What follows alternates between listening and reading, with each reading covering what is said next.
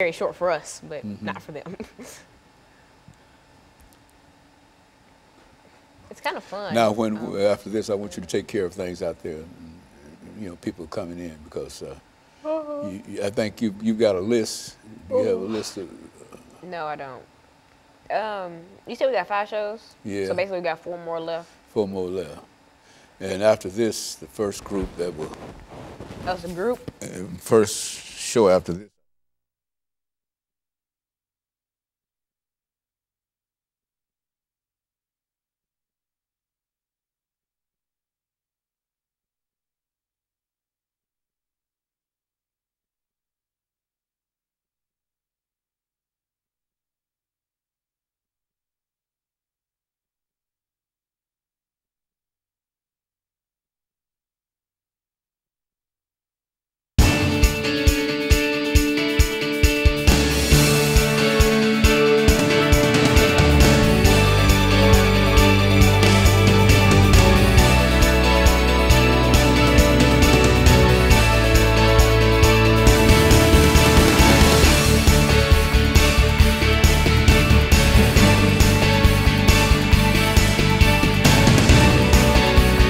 Thank you and welcome to the show this morning. The topic this morning is World Inhumanities and Genocide. And we're fortunate to have with us this morning to talk about world inhumanities, man inhumanity to man, and genocide, Alana McLaughlin. Alana, let me welcome you to the show this morning, and I don't think that you really need any introduction to our audience this morning because you've been with us on so many occasions, and I think that you've given us so many, not only interesting, but so many excellent shows. But it appears to me that the one that we're dealing with this morning is a sort of an unusual kind of show. But as I've said in reference to all of our shows, that you make a selection here, and so it's up to you in order to deal with this. But of course, we're going to talk about world inhumanities and genocide. But before we get into that, let's talk about your background, your education, and some of the important experiences that you've had. And then perhaps at the second segment, we'll get into world inhumanities and genocide. Well, as you previously stated, my name is Alana McLaughlin. I am 13 years old, and I just finished middle school, so I will be attending the National School of the Arts in the fall semester. I am heavily involved in plenty of organizations and summer camps, even though I'm just staying in town this summer, and many organizations. So I stay out the house a lot, ranging from church to neighborhood activities to marching band, and etc. And so I stay a pretty busy person. But world inhumanities and genocide, that's such a delicate topic because so many lives were lost that you really have to tread lightly when talking about something where millions and millions of people died, and it's hard to execute. And so I'm wanting to execute it, but I believe that I can. I believe that I can. I won't be able to say I understand why that happened because none of us truly understand, but I can tell you what happened, and I can give you timelines and etc. And so I want to get a bit into a word inhumanities and the difference between word inhumanities and genocide. Word inhumanities are just those cruel acts made by civilians that isn't genocide. Like genocide is a mass killing of a race, and the purpose is to get rid of that race. Eliminate that race. For example, the Holocaust. Hitler wanted to get rid of Jewish people. The difference between word inhumanity and genocide, say slavery would be word inhumanity. They didn't necessarily want to kill us off, they wanted to work us and put us to use. And so they weren't killing off African Americans, but forcing them to do hard labor, which sadly means that it's not genocide, even though it's still as bad as genocide. And so that's the difference between that. So if you hear me talking about slavery, you're like, oh, why didn't she include that as genocide? It's not technically genocide. It's a cruel act of civilization. It's one of the worst things to happen in U.S. history, but it's not genocide. And so another good example of the difference between world inhumanity and genocide would be, say, genocide, the Rwandan genocide. Rwandan genocide. And Word Inhumanity, the Orlando shooting at the gay club that just happened.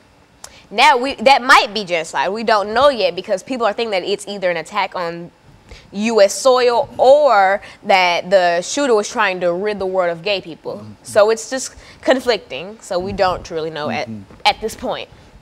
And so in a real sense, Alana, as we make preparations for our first commercial break here this morning, that this whole idea of world inhumanities, that is man inhumanity to man or woman's inhumanity to woman, that's not only important in terms of dealing with this whole issue of genocide, but I think we recognize that when we talk about genocide, we're talking about an attempt to bring a conclusion to something. And it's very rarely that we can assign the name genocide to many events, but I think that what you've done this morning is to come up with a number that you'd like to deal with in reference to it. And what we're going to do, we're going to take our first commercial break. And I think that basically that's what you want to do this morning. Is that the that's what area I plan on that doing. you want to do? That's what and so what we'll do is we'll take our first commercial break, and then we'll come back and we'll deal with world inhumanities and genocide. And I want you to know that I've seen you in terms of pulling all of this information together, and I'm encouraged by knowing that you've got that information available to us. And I think that you've always had it available when you got to this particular point. And so what we're going to do, we're going to take our first commercial break, then we'll come back for our 8-minute segment. And that 8-minute segment will give you an opportunity to elaborate further upon world inhumanities and deal with the issue of genocide. And of course, we'll be back with our audience following this very, very short commercial break.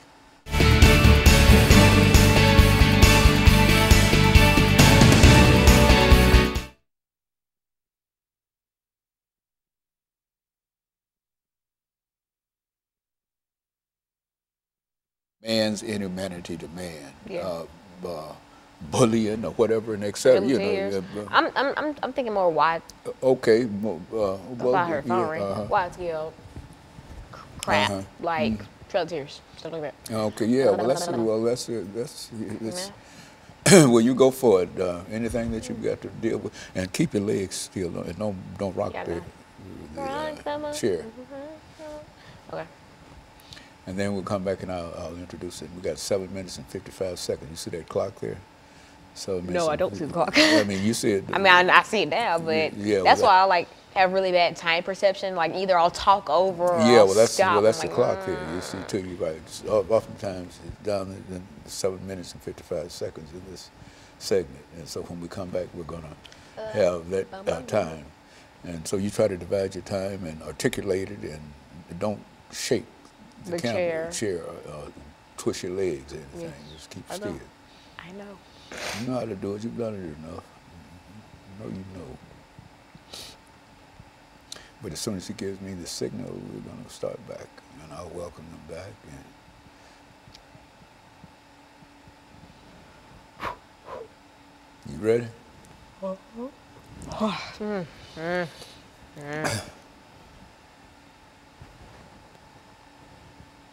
Get ready. Give me a signal.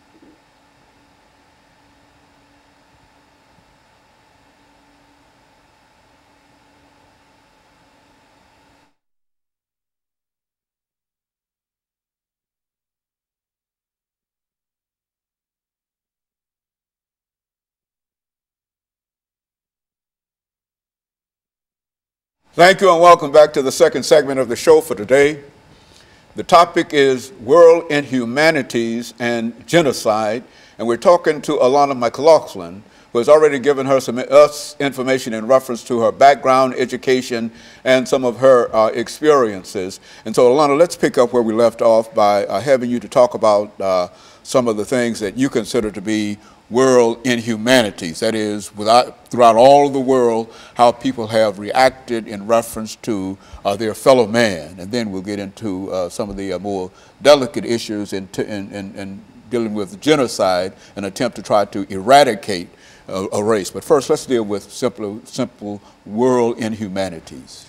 Well, if you're just tuning in the first segment, I mentioned what the difference between in a world in humanity and genocide was. Genocide is killing off a race with the purpose being to eradicate the world of that race. And a world in humanity is not necessarily to rid the world of that race, but to cause that race pain or suffering. For instance, a world in humanity would be slavery. They didn't try to kill us all off, but they wanted to work us and punish us and etc. But they weren't just going around killing off African Americans. An example of genocide would be the Rwandan genocide, which I will talk about in the next segment, which was the Tutsis and the Hutus in Rwanda. Another example of a world in humanity would be the shooting at the gay club in Orlando earlier this week. Now, this might end up being genocide, though, because we don't know necessarily what the shooter's motive was. Like, his father was saying that he was trying to get rid of gay people, while U.S. government is saying that it was an attack on the U.S. So no stories are very solid, but I guess since it's a new story and it's still developing, in the coming days we'll probably have an answer as to whether it was world in humanity or genocide. But for right now, I'm going to count that as world in humanity. Like, a man just wanted to go and kill people and make people suffer. A big world in humanity that a lot of people in the U.S. are familiar with, and especially Tennesseans, is the Trail of Tears. If you're unfamiliar with the Trail of Tears, it is when Andrew Jackson sent Native Americans west of the Mississippi River to be able to take their land. And he did this during the winter, where conditions were harsh and they were on foot. They were not sent off with food and drink and clothing at that. They were just one with nature, and that's not good in the winter, and especially if you're walking. And so they had to walk miles and miles and miles, and this was labeled the Trail of Tears. And I don't think I have to go into explaining why it was called the Trail of Tears, because I think there would be plenty of tears if you had to walk and walk and walk miles with barely anything, no food, watching people all around you die, your family die, if you don't die first, and things like that. So that's a big example of world in humanity. Now, Andrew Jackson wasn't necessarily trying to kill off the Native Americans. Like I said, he was trying to get their land, but he knew that it would cause them great suffering. But he wasn't just sitting there ordering people to just take out every Native American they saw. That would make this be genocide. But since he did not do that, this is just world in humanity. Another big example, Columbine, was world in humanity. Say that the two shooters at the school weren't trying to rid the world of their students, of their classmates. They were trying to simply hurt them or kill them. And so that makes that a world in humanity. And it's a world in humanity because it was so widespread and it got so much media coverage. Another one, 9/11. Terrorists weren't trying to rid the world of white people. They were trying to wreak havoc in the U.S., and they unfortunately did. This is another thing that I wish could be counted as genocide, but we never know, because the bombers or whatever, we don't know if they were, what their motives really were. We know that it was an attack on U.S. soil.